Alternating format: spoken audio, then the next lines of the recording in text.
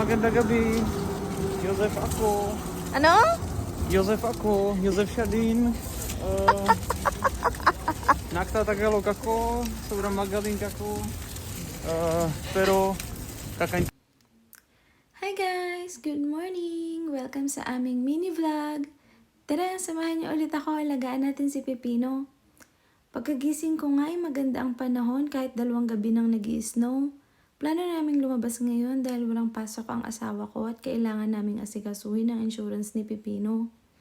Pagpasok ko nga ng sasakyan ay nandun na si Pepino. Bali 15 to 20 minutes drive lang naman mula sa amin hanggang sa office ng insurance.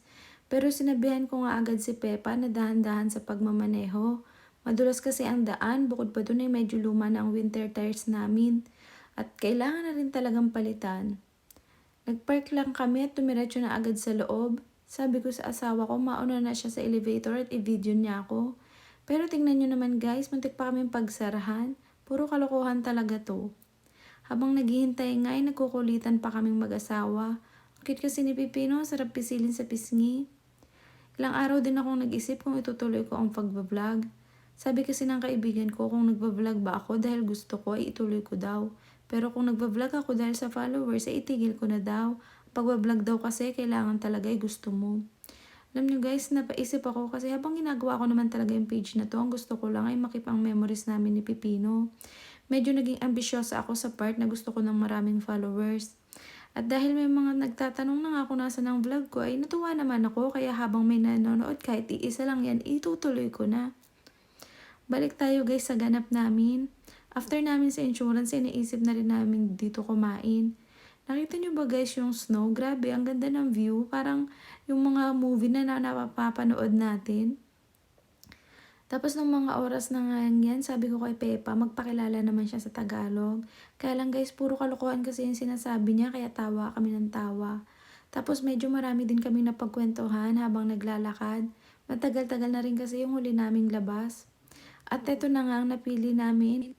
Pero pagpasok mo naman sa loob ay ang ganda ng ambience. Ito talaga yung mga restaurant na kalimitan makikita mo sa Instagram. Ang ganda-ganda niya sa loob tapos medyo kinabahan ako ng slight kasi sabi ko baka mahal yung bayaran namin. Pero ayan, dumiretso na agad kami dun sa table. Sinimulan na nga naming tingnan ang menu at ang arte-arte pa ni Pepa dyan habang namimili siya. Pinwesto niya lang din muna dyan si baby. Ayan guys, oh, tingnan nyo, ang ganda-ganda. Tawang-tawa pa nga ako dyan guys, kasi ewan ko ba kung bakit ang saya-saya ng araw na yan para kay Pepa. Tuwang-tuwa kasi siya, sobrang jolly niya nung mga oras na yan. Sabi ko nga, ibibidyo ko siya, abay gustong-gusto naman. Samantalang dati guys, nahihiya pa yan, ayaw niya talagang masama. Pero ngayon tuwang-tuwa. Tulog din si Pepino that time, napagod ata sa pakikipaglaro sa daddy niya. At pagdating nga ng drinks namin, tinikman ko agad yung sa kanya. Napalo pa nga yung kamay ko. Gusto ko kasing malaman kung alin yung mas masarap para yun yung sa akin. Buti na nga lang talaga, mas masarap yung na-order ko. Mabilis lang dumating yung pagkain. Sabi ko i-video ko muna bago niya kainin. Sagot niya sa akin, sobrang gutom na daw siya. Kasi simula pa lang namin kumain ay may pipinong nagising. Buti na lang at hindi siya umiyak. Yung burger nila guys, 8/10, nothing special. Parang normal lang yung burger. Medyo nag-expect pa nga ako dyan ng medyo level up since maganda yung place tsaka medyo mahal. Pero yung sweet potato fries naman nila, 10/10 kasi ang sarap naman talaga niya. Tapos sabi ko kay Pepa, magbigay din siya ng score. Ang score niya lang daw 3/10, samantalang paubos na yung burger niya. Yun lang naman guys for today's video. Thank you for watching. Kailangan ko nang tapusin to. Baka umiyak na si Pepino. Kailangan ko nang bumalik sa kwarto.